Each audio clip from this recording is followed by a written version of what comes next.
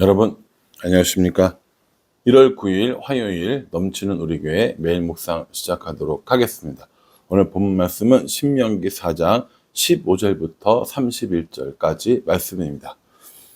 어제 본문에서 하나님께서 이스라엘 백성들이 지켜야 될 계명들을 주시면서 그 계명들로 인하여서 큰 나라가 되게 하리라 라고 이렇게 이야기해 주셨고, 그게 또 모세의 소망이라고 이야기했습니다.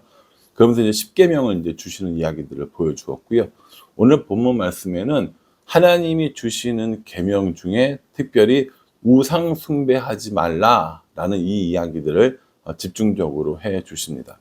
하나님께서 이스라엘 백성에게 이야기하셨던 그 모든 것들을 크게 두 가지로 보면, 하나님을 사랑하라는 이런 긍정적인 그 요구, 그리고 우상을 숭배하지 말라라고 하는 이 부정적인 요구, 이 두 가지를 이야기하셨죠. 하라는 게 있었고 하지 말라는 게 있었어요. 하라는 대표적인 건 하나님을 사랑하는 것, 하지 말라는 건 우상을 숭배하지 않는 것. 근데 이 두 가지가 서로 연결되어 있습니까? 아닙니까? 예, 연결되어 있죠. 하나님을 사랑하면 우상을 숭배하지 않게 되고요. 우상을 숭배하면 하나님을 사랑하는 것이 멀어질 수밖에 없는 겁니다. 그래서 이 둘의 관계는 뗄래야 뗄 수 없는, 그래서 하나님도 섬기고 우상도 섬기고 적당히 이렇게 신앙생활을 한다는 건 불가능하다라는 것을 이야기해 주십니다. 오늘 이 말씀을 통하여서 우리가 섬기고 있는 우상은 무엇인지 한번 생각해 봤으면 좋겠습니다. 먼저는 16절에 보시면 이렇게 얘기합니다. 그리하여 스스로 부패하여 자기를 위해 어떤 형상대로든지 우상을 새겨 만들지 말라. 남자의 형상이든지 여자의 형상이든지 라고 이렇게 말씀하십니다. 남자의 형상이든 여자의 형상이든 또 짐승의 형상이든 어떤 것이든지 형상들을 만들지 말라라고 말씀하시면서, 이러한 형상들을 만드는 이유는 뭐냐면 자기를 위하여다라고 이렇게 말합니다. 자기를 위하여 어떤 형상대로든지 우상을 새겨 만들지 말라라고 그랬거든요. 그러니까 새겨 만든 것들은 우상이라는 겁니다. 새겨 만들었다는 것은 어떤 의미를 가지고 있냐면 나의 정성이 들어갔다는 얘기입니다. 그렇죠? 내가 만들었어요. 내가 직접 조각을 했고 뭐 빚었던 간에 어쨌든 나의 노력과 정성으로 만들어서 내가 거기에 대고 절하면서 내가 위로를 받는 겁니다. 자기를 위하여 만든 것이죠. 자기를 위하여 만든 모든 것이 우상이라고 보시면 됩니다. 우리도 하나님 앞에 스스로 가지고 있는 우상들이 있어요. 여러분들은 어떤 우상들을 가지고 있습니까? 뭔가 만들으셨어요? 뭔가 조각하셨어요? 뭔가 빚으셨어요? 아니요. 우리 그런 거 안 했습니다.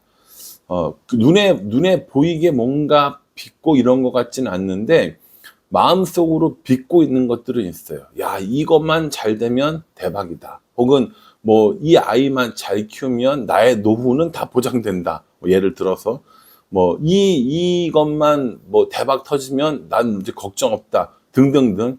나를 위하여 여러 가지 계획을 세우고 나를 위하여 여러 가지 것들을 만들어내면 그것이 우상이 되어진다라는 겁니다. 하나님께서는 그 우상을 섬기지 말라라고 말씀하시면서 그 우상을 만들지도 말고 형상도 만들지 말아라 라고 말씀해 주십니다. 또요, 19절에 보시면 또 그리하여 내가 하늘을 향하여 눈을 들어 해와 달과 별들, 하늘 위의 모든 천체, 곧 너희의 하나님 여호와께서 천하 만민을 위하여 배정하신 것을 보고 미혹하여 그것에 경배하며 섬기지 말라라고 말씀하십니다.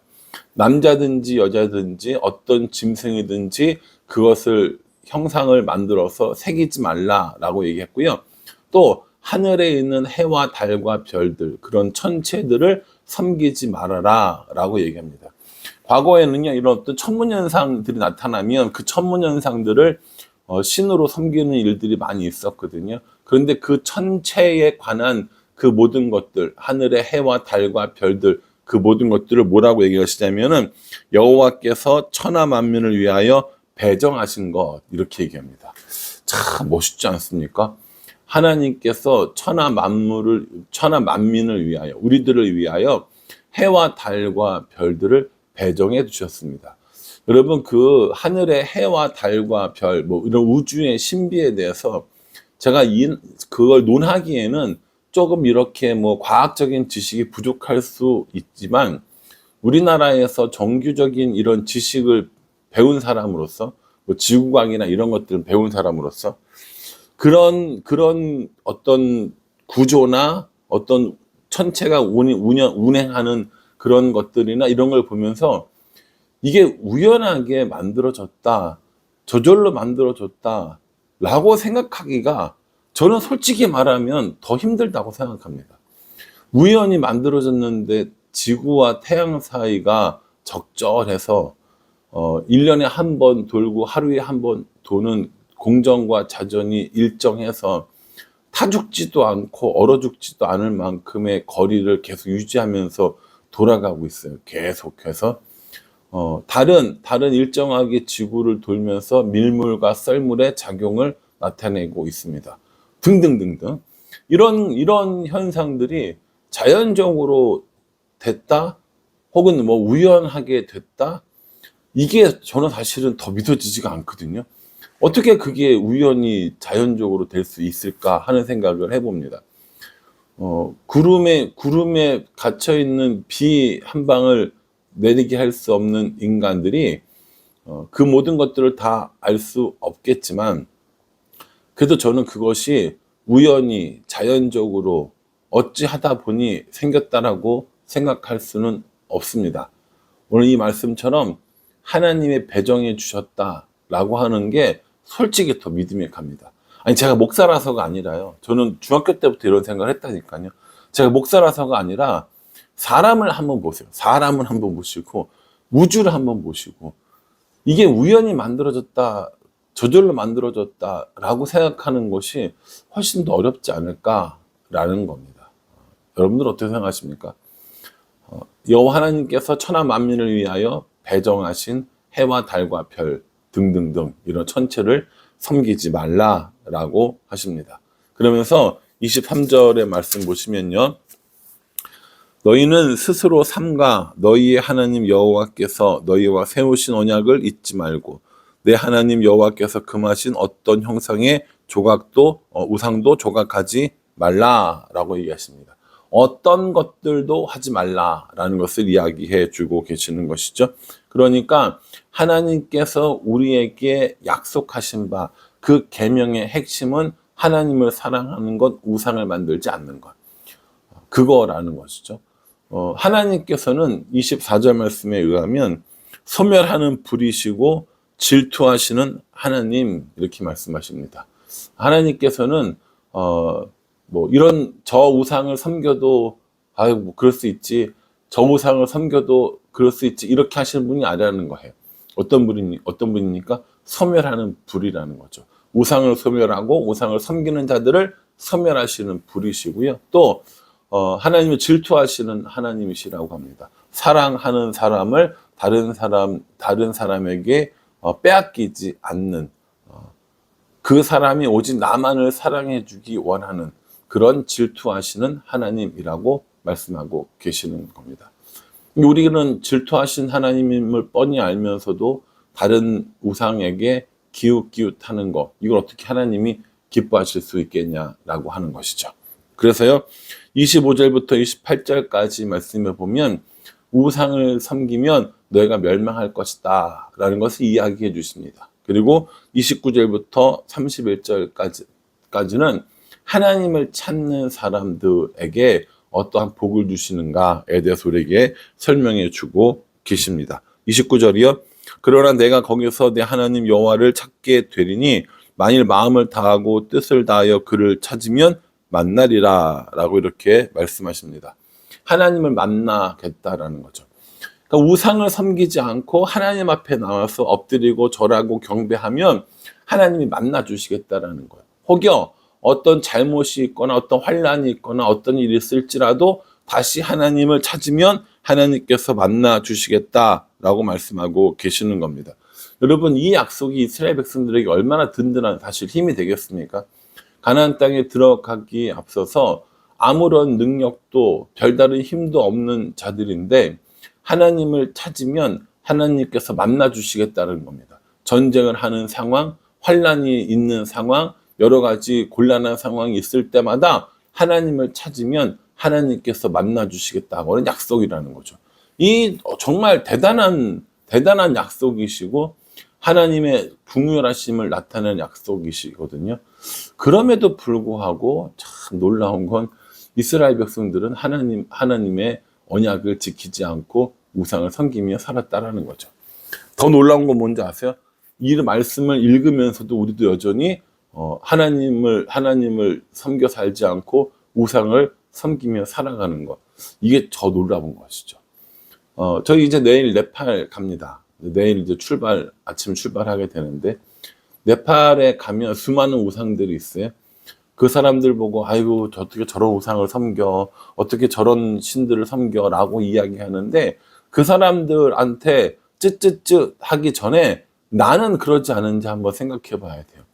나는 어떤 우상을 섬기고 있는가? 나는 어떤 우상으로 인해서 하나님의 질투심을 일으키는가? 이걸 한번 생각해 볼 필요가 있다고요. 나를 위하여 새기는 것, 그거 우상이고요. 또 하나님 이외에 다른 것들을 더 사랑하는 것, 그것 또한 우상이라고 말씀하고 있습니다. 그러니 하나님이 기뻐하시지 않는 우상들을 내 삶 가운데서 제거해 나가고, 하나님이 기뻐하시는 하나님을 사랑하는 일을 더 많이 하면서 살아가는 것, 이것이 우리들의 해야 될 일이라는 것을 우리에게 말씀해 주고 계십니다. 사랑하는 성도 여러분, 이런 말씀이 있으면 나는 우상 섬기지 않는데, 나는 점치러 가지 않는데, 나는 뭐 하지 않는데, 이런 걸로만 끝나는 것이 아니라 하나님보다 더 사랑하는 게 뭐가 있지? 물질이 나의 우상일 수도 있고요. 나의 재능이, 나의 취미가 나의 우상일 수도 있고요. 자녀들이 우상일 수도 있고요. 직장이나 공부나 취업이나 사업이나 이런 것들이 우상일 수 있다는 거죠. 그런 것들 다 하나님이 주신 거거든요. 그러니까 하나님 안에서 사용하면 올바른 것인데, 그것이 하나님에 대한 관심을 뛰어넘을 때 우리는 그것을 우상으로 섬기고 있는 사람들이 되는 겁니다. 그게 잘 되면, 그게 있으면, 그 시험을 통과하면, 그 직장에 들어가면 우리가 훨씬 더 좋겠다, 잘 살겠다, 풍요롭겠다 라고 하는 그 순간에 우리는 우상 섬기는 사람이 된다는 거죠. 그러니 마음을 한번 들여다보시면 어떨까 싶습니다. 말씀 읽기 하면서도 내내 마찬가지입니다. 이제 오늘 우리가 읽은 말씀 가운데 이제 바벨탑 사건이 나오거든요. 그 바벨탑 사건도 결국 마찬가지입니다.